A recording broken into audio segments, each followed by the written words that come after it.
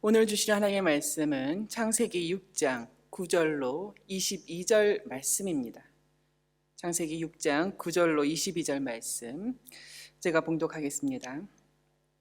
이것이 노아의 족본이라. 노아는 의인이요 당대의 완전한 자라. 그는 하나님과 동행하였으며 세 아들을 낳았으니 셈과 함과 야벳이라. 그때에 온 땅이 하나님 앞에 부패하여 포악함이 땅에 가득한지라. 하나님이 보신즉 땅이 부패하였으니 이는 땅에서 모든 혈육 있는 자의 행위가 부패함이었더라. 하나님이 노아에게 이르시되 모든 혈육 있는 자의 포악함이 땅에 가득하므로 그 끝날이 내 앞에 이르렀으니 내가 그들을 땅과 함께 멸하리라. 너는 고페로 나무로 너를 위하여 방주를 만들되 그 안에 칸들을 막고 역청을 그 안팎에 칠하라. 네가 만들 방주는 이러하니 그 길이는 300규빗, 너비는 50규빗, 높이는 30규빗이라. 거기에 창을 내되 위에서부터 한 규빗에 내고 그 문은 옆으로 내고 상중하 3층으로 할지니라. 내가 홍수를 땅에 일으켜 무릇 생명의 기운이 있는 모든 육체를 천하에서 멸절하리니 땅에 있는 것들이 다 죽으리라. 그러나 너와는 내가 내 언약을 세우리니 너는 내 아들들과 내 아내와 내 며느리들과 함께 그 방주에 들어가고 혈육 있는 모든 생물을 너는 각기 암소 한 쌍씩 방주로 이끌어들여 너와 함께 생명을 보존하게 하되 새가 그 종류대로 가축이 그 종류대로 땅에 기는 모든 것이 그 종류대로 각기 둘씩 네 개로 나으리니 그 생명을 보존하게 하라. 너는 먹을 모든 양식을 네 개로 가져다가 저축하라. 이것이 너와 그들의 먹을 것이 되리라. 노아가 그와 같이 하여 하나님이 자기에게 명하신 대로 다 준행하였더라. 아멘. 노아가 살던 시대에 있었던 대홍수 심판 사건입니다. 노아의 시대는 사람들의 악함과 부패함이 온 땅에 가득한 세상으로 라멕과 네피림의 세상이라고 말할 수 있습니다. 라멕은 가인의 후손 중 그 6대손으로 그가 말하기를 나는 상처와 상함으로 말미암아 사람을 쳐 죽이고 소년을 쳐 죽였다. 그러나 그런 나를 해하는 자는 77배로 벌을 받을 것이다. 이렇게 자기 의와 폭력이 만연한 시대였습니다. 또 네피림이라고 하는 정말로 막강한 힘을 가진 자들이 용사라 불리우면서 오늘 본문 말씀대로 모두 부패하여 포악이 가득한 시대였습니다. 원문대로라면 사람들이 자기 삶의 길을 스스로 파괴하는 그야말로 부패하여 포악이 가득한 세상, 우리 라멕과 네피림의 세상이었습니다.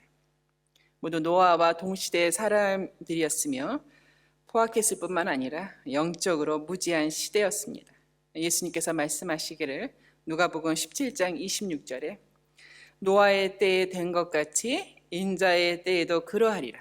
노아가 방주에 들어가던 날까지 사람들이 먹고 마시고 장가들고 시집가더니 홍수가 나서 그들을 다 멸망시켰으며 라고 되어 있습니다.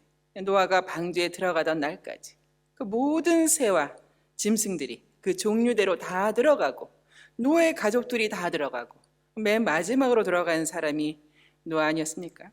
이렇게 방주로 들어가고 또 먹을 것을 또 준비한 것들을 옮기고 하는 그 자체만으로도 그것을 보는 사람들에게는 심판이 얼마나 임박했는지에 대한 경고가 아닐 수 없었습니다.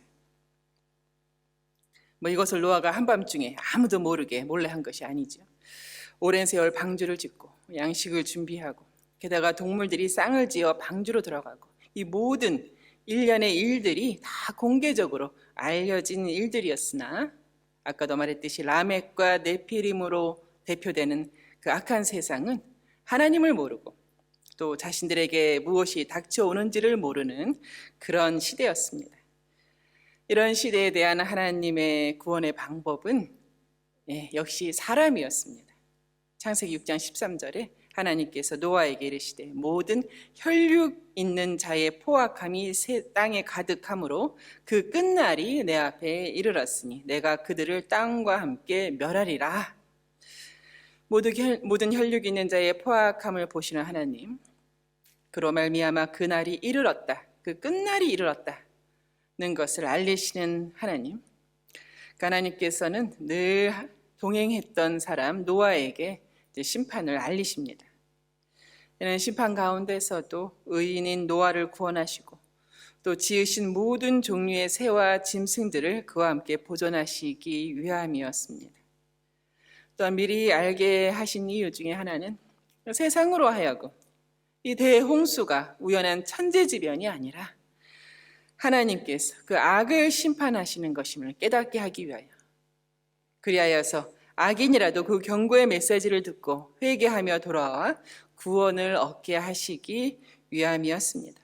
그러므로 오늘 본문을 통해서 오늘날의 라멕과 네피림의 세상, 우리가 살고 있는 이 세상에서 우리가 어떻게 살아야 할 것인가, 노아가 주는 메시지가 아주 중요합니다. 무엇보다도 노아는 구절과 같이 의인이요 당대의 완전한 자였습니다. 그 포악한 시대에서도 하나님과 동행하는 사람이었습니다.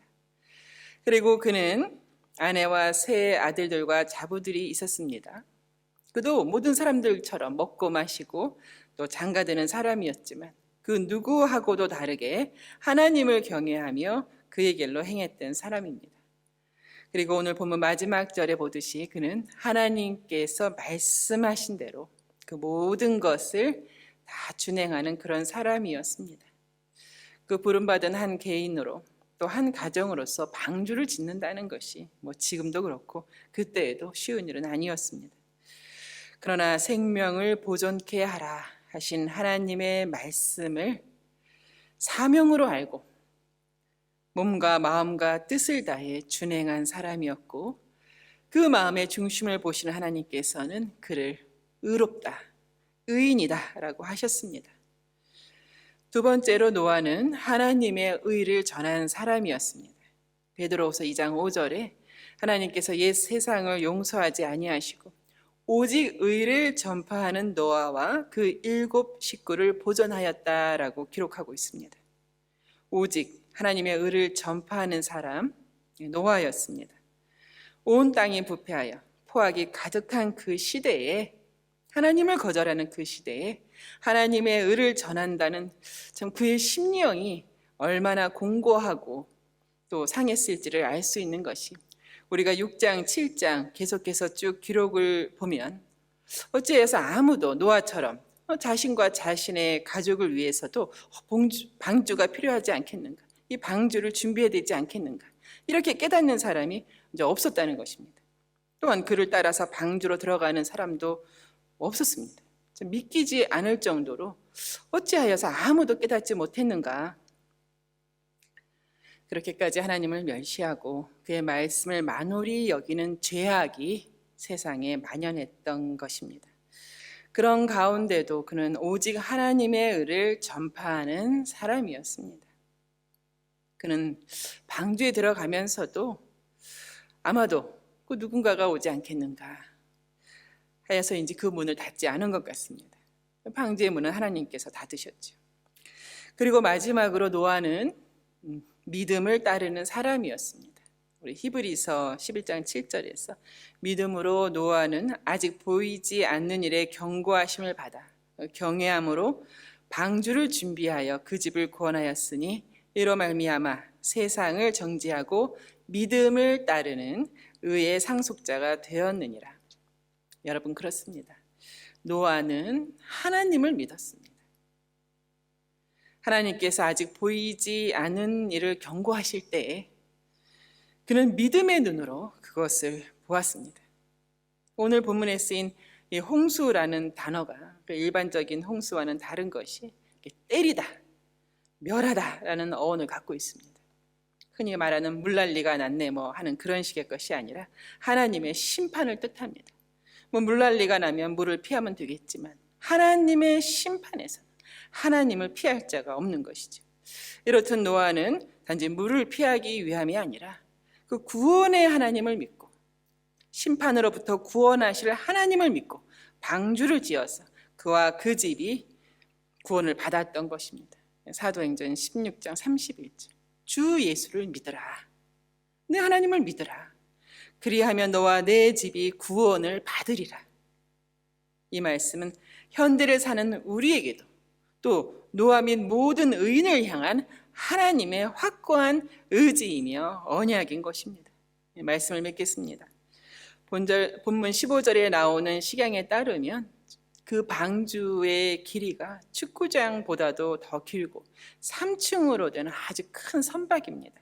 또 14절에 보니 강한 고페르 나무, 삼나무로 만들고 또 안팎을 역청으로 칠해서 모든 풍랑에 견뎌내고 또 물이 안으로 들어오지 못하게 했습니다. 그러나 한편 배이면서도 참 배라면 꼭 있어야 할 것이 없는데요. 방향을 조절하는 조정키가 없고 또 항해에 나갈 동력이라고 하죠. 돛이라든가 젓는노가 없습니다. 또한 어딘가 안전하게 정박할 그런 닷도 없습니다. 방주라는 단어가 아기 모세를 담은 상자, 갈대 상자와도 같은 단어로 쓰인 것을 보면 방주는 아주 큰 상자라고 생각해도 될 것 같습니다. 사람의 생각으로는 뭔가 많이 부족하고 미흡한 방주였으나 오직 생명을 보존하게 하라 하신 하나님의 말씀이 있었기에 방주는 조금도 부족함이 없었습니다. 그 은혜가 족하고 좋겠던 것입니다. 그 어떤 다른 선박보다도 안전했습니다. 그렇습니다. 방주로 말미암아 구원을 이루신 하나님께서는 우리 성도들에게도 교회라는 방주를 주시지 않으셨습니까? 하나님께서 사단의 세력을 비롯한 이 세상의 모든 악한 것들을 철저히 심판하실 그때에도 하나님의 은혜를 입은 우리 성도들, 주의 몸된 교회는 안전하게 모든 구원을 얻도록 할 것입니다. 노아를 의롭다 하시는 하나님의 은혜, 또 여러분과 저를 의롭다 하시는 이 주의 은혜, 그 은혜가 한없이 감사한 아침이 아닐 수 없습니다. 그러므로 세상에 악이 관영한 이때에 오직 하나님을 믿고 하나님과 동행하는 저와 여러분이 되기를 축원하며 기도합니다. 자, 이제 화면에 나오는 기도 제목들과 개인 기도 제목들로 기도하실 때에 노아처럼 하나님의 말씀대로 오늘을 살며 또 하나님의 의를 전파하는 그 사명에 힘쓰는 성도 되어가도록 우리 복음 전파 사역을 위해서도 기도해 주시기 바랍니다. 기도하겠습니다. 아버지 하나님 감사합니다. 매일 일용할 영육간의 양식을 주심으로 주께서 주신 귀한 생명과 시간들로 다른 세상의 것들이 아닌 진리의 말씀을 따라 살게 하심에 감사드립니다. 아버지, 실로 온 땅이 부패하여 악이 만연해져가는 시대임을 통회하는 마음으로 우리 아버지 하나님께 고합니다.